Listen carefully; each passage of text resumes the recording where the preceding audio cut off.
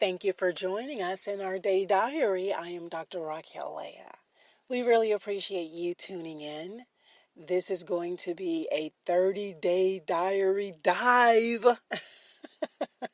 into some aspects of the show. Uh, I'm going to go and work out. Ugh, don't get me started on my morning workout and the morning routine. And it's something that I have to do. And I know I look kind of buff.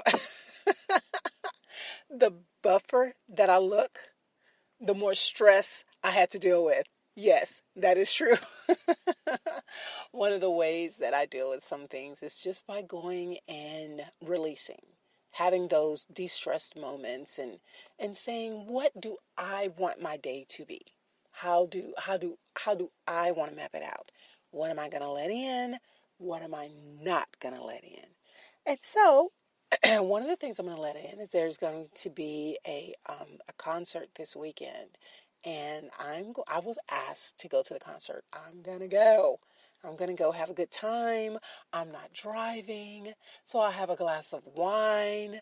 And anyone that's in my intimate circle knows it takes very little wine. So thank you for joining and thank you for tuning in.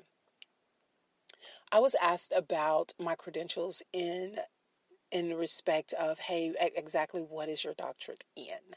My doctorate is in learning technologies and performance improvement, meaning anything that has to do with some form of technology that persons may use, and then how to use that technology to make human performance more effective. It could be any subject matter. For example, I'm in cybersecurity. And so whatever feature or technology that you use, then I come in and show you how to use that piece of technology better, faster, quicker, more effective, and safer, what have you. And then we put in approaches and processes that if there's some sort of breakdown, how do you recover from that? How do you recover your data? How do you remediate? How do you find the culprit, who did it, and then the reporting processes that it takes for that. Then after that, the third phase is education and awareness. Let's ensure that this doesn't happen again. And that might mean that we go through the whole cycle all over again with an upgrade. So that's what my PhD is in, and that's where my career has led me. I will say that my master's has a lot. I've taken a lot of courses in rehabilitation in my master's and in my doctoral studies. I think maybe I just have to do the license or something of that nature. Here's the point. I've taken so many courses in educational counseling, dealing with people who are dealing with some sort of imbalance, where they're in a situation where they have a disability, and that disability could be emotional. And how do you recover from that? Dealing with social work, the rehabilitation processes that are licensed and formal, those approaches that people that have licensures go out and then teach others as counselors. And from that perspective, I think maybe I found a place of my philanthropy. Given back that the Cognitive Institute has been doing what it does since 1999, and it's project-based. You can Google that all day long. And they've done a lot of really effective work with me and without me, although I am founder and executive director. And I appreciate the work that they've done. I appreciate that board that I have that's continually standing, that's changing, that's not changing, and how those approaches go. And we're always looking for new members. We're always looking for committees. We're always looking for funding. But it does kind of have to die down a little bit because we are professionals. So we are more project-based.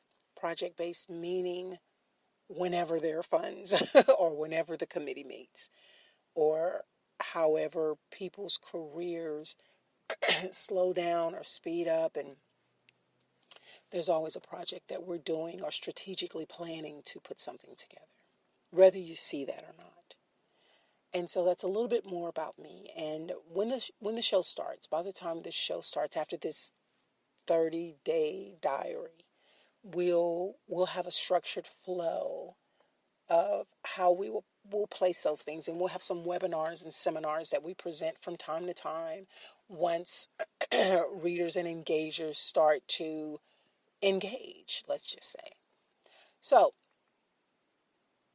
enough about me, but I always do like to talk about me, so thank you. Let's get into today's topic. So, in dealing with exercise, I was talking about exercising.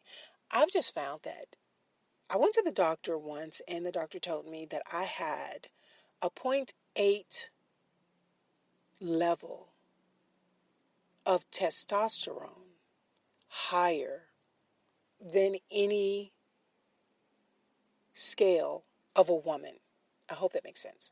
So my testosterone level is a lot higher. So it's harder for me to lose weight. I have to exercise like I'm a man. I have to actually grunt it and sweat it out. I have to go play basketball, and we have to slap into each other, and I try to get the ball in the basket. I have to actually go and run some miles and play football. And I just have a different way of getting the weight off. I can do 2 and 3 workouts of Billy Blanks and Tybo and some kind of class sport 45-minute workout, and not a pound come off. As a matter of fact, I might gain 2, but things like canoeing and kayaking and climbing rocks and extreme sports, cycling, those are things that, because of my testosterone level, that have to be implemented for me to be able to lose weight. I have to exercise like a man in order to lose weight and be soft and gentle like a woman. So, because I know that, that's a part of my continual recovery. That's a part of my continual recovery. And those are things that I want to teach you about self. No one thought that me finding that nugget out about myself 20 years ago, when I was in my early 20s, mid 20s, I suppose, would now have a high propensity to keep stress down at a manageable level. My stress level can become so high that I become shaky, that, I sweat a lot. I'm a little bit more panty. And that's how high my stress can get. So in my personal life, it's very important that I have a flow of kumbaya. What way do you want? Hey, yeah, that's great. Let's do it your way. I'm very amicable to please. And so I don't do well with people that are more aggressive in their personal life. Hey, I love aggressiveness. I put on a different face. I'm a businesswoman. I get it done, sign a contract, fill out an RFP, make it happen. But because I know that those are stressful situations for me, when I come home, it's important that I don't have that high propensity of stress. So my intimate circle are people that can kumbaya it with me. And if you can't help me shelter that, then you have to stay my 9 to 5. You don't get to see me at a personal level, because I have a certain framework that I like, that I do best in. That's my process of recovery. I've created a condition that helps me overcome. I cannot allow stress to have a 24-hour influence in my life. I give my stress 8 hours at work. And as a matter of fact, I don't even give it 8 hours, because I walk around with a cup of coffee and I visit people's offices and I ask them how they're doing for 2 hours. So now we're down to 6. I return some emails, write out some thoughts, get some deadlines. So that's another 3 hours. Now we're down to 3 hours to deal with my stress. And then whatever stressful situation I have, I'll deal with it in that approach. And then when I'm done with you, I'll see you tomorrow for another 3 hours. And that's because I've learned how to live my life in a way that I understand the traits and the triggers that I cannot control. And so I've given them limited range. And so one of the things we're going to teach you when we get out of this 15-minute day diary is how to give your stress limited range. And in dealing with the fact that you are now, good word, limited in your ability to parent your child and your children, how do you give that a limited amount of your time?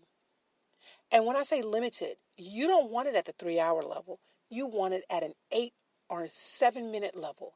And it might come at 30-second increments in your mind, flooding in, and we're going to teach you to flood it right back out. It might mean some deep breathing. It might mean some meditation. It might mean that you do a 45-minute aggressive workout. The purpose is to be on purpose in your life. And on purpose means conducting meaningful daily activities and having the independence and the income and the resources to participate in society. Now, let me just break it down. You have to do things in an actionable way. We talked about action. Go back and re-listen, revisit, re-download. We talked about being on purpose and in action. And so action means ing, not ed. Instead of conducted, we're talking about conducting. Instead of activity, we're talking about activities, where we are always taking one step forward. And when you start to do some things on purpose, when we start to implement some dialogue in the show, we'll talk about on-purpose activities. And I'll interject here and say that I did have a very good, like 4 or 5 very good conversations with my state legislatures. And I had in-depth conversations about my situation that I went through as a parent. And you can see that in the books. You can go buy a book, read the history of it, figure it out. I'm very transparent about meeting with senators and legislators and how I appeared before Congress in the past. State. I'm not talking about Capitol Hill. I'm talking about Austin, Texas. Now, in doing that, I did something that was actionable and on purpose. That probably was more for me, even though I had a voice to share my story about what I went through in my family. I'm not saying that you're going to jump in the car and go down and hold up a sign and then protest. I'm not saying that. I'm not that kind of woman. I'm not. That's not me. If that's your thing, fine. What I'm saying in this 15-minute day diary is that I want you to start thinking about approaches where you start to use resources and guides, and your healing process becomes actionable and on purpose with things that make common sense, where you start to become the person in a person, where you have a clear understanding that although your parenting is limited or non-existent, you want to, excuse me, I didn't have tea this morning, it shows, you want to begin to implement yourself in a way that when you do have limited time with your children or child, then it's meaningful, it's responsible, and it sets a stage for further dialogue where you begin to pull them back to you spiritually and make healthy connections. Some things you can't fix, some things you can. And what you can fix is how you begin to be actionable in your own recovery. I am Dr. Raquel Leah. Thank you for listening. Today Diary.